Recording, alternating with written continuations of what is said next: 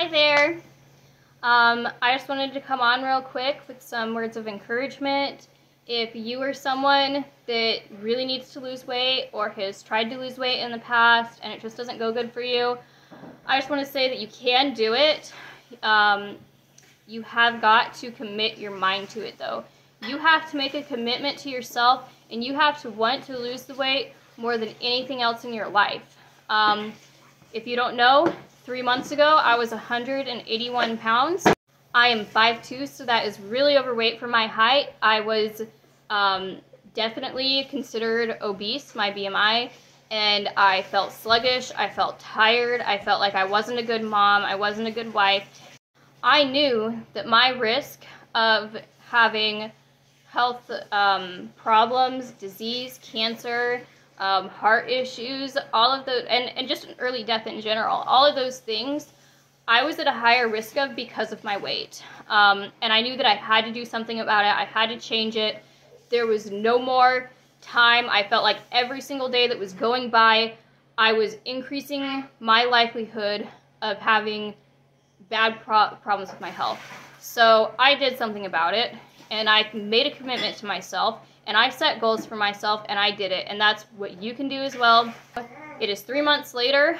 I am now 147 pounds, so I have lost 34 pounds in the last 3 months, and what I have been doing is alternate day fasting. Basically, I will fast between like 36 and 48 hours, but I tend to stop between 42 and 44, and then I will eat for 2, 3, 4 hours. I try and cut it short.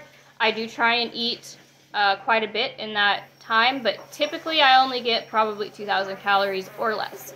I started exercising, running, lifting weights, doing things like that, just keeping my body active, skipping around the house when I can. Any opportunity to burn more energy, I took it.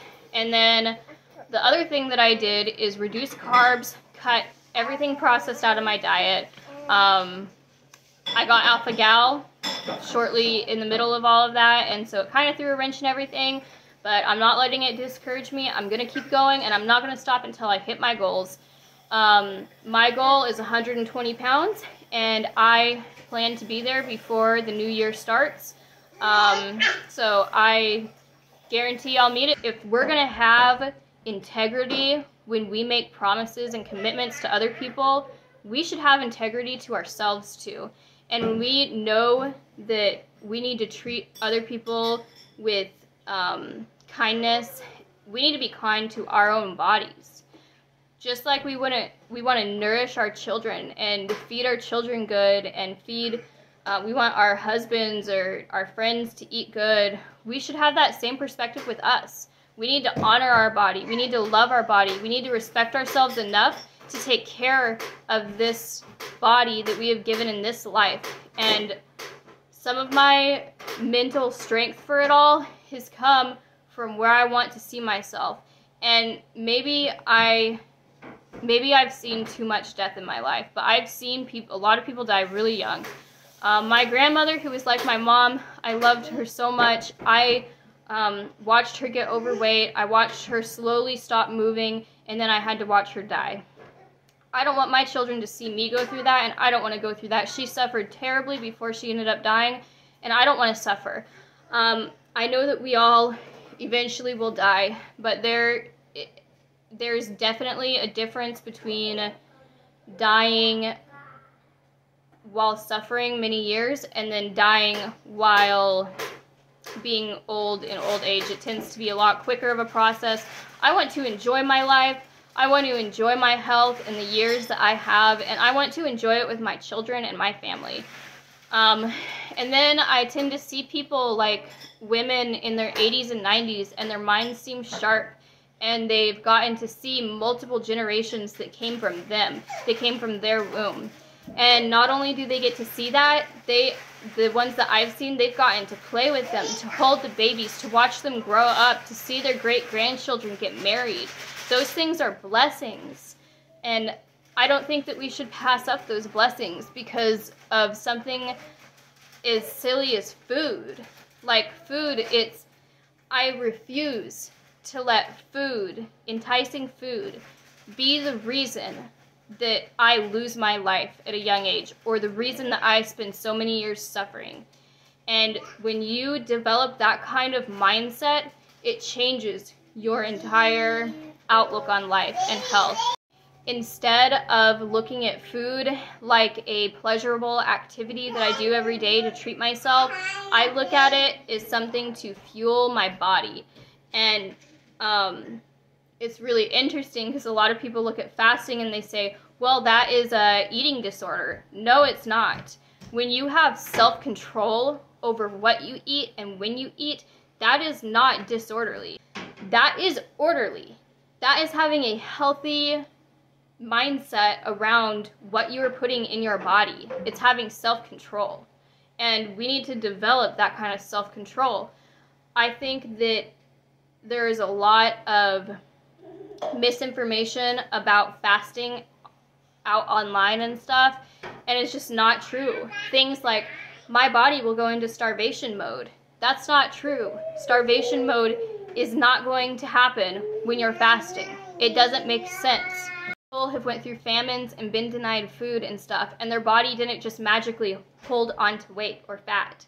They got skinny, and then some of them eventually died. So is fasting going to make you hold on to weight and make you fatter? No, it's not. Especially if you do it consistently. You have to do consistent fasting. Another lie that is on the internet about fasting is that it's not sustainable weight loss. It's the weight's just going to come back on because you lost it too fast. That is also a lie. Research has been shown that there's no difference between people who lose weight slowly and people who lose weight quickly. It's all the same. Whether you lose weight fast or you lose weight slow, your risk of gaining it back is the exact same. It's a big lie that you're going to gain it back just as or faster than if you would have lost it slowly. So if you're someone that wants to lose weight and the idea of dying young scares you, the idea of cancer scares you, the idea of suffering for many years scare you, do something about it and change your mindset. Think about all of the risks that is happening. For what? Pleasure and food every day? That's not enough for me. It's not enough for me to say, oh, I want that food. And that is going to be the reason that I die young, that I suffer. I'm not taking that. I'm not taking it, and I'm putting my foot down, and I have. And I know that other people can do this too, and you will be saving your life by doing this. Somebody that takes initiative to finally lose weight is making one of the biggest acts of courage that they can, and they are saving their life. You are saving your life if you stop now and do something about it.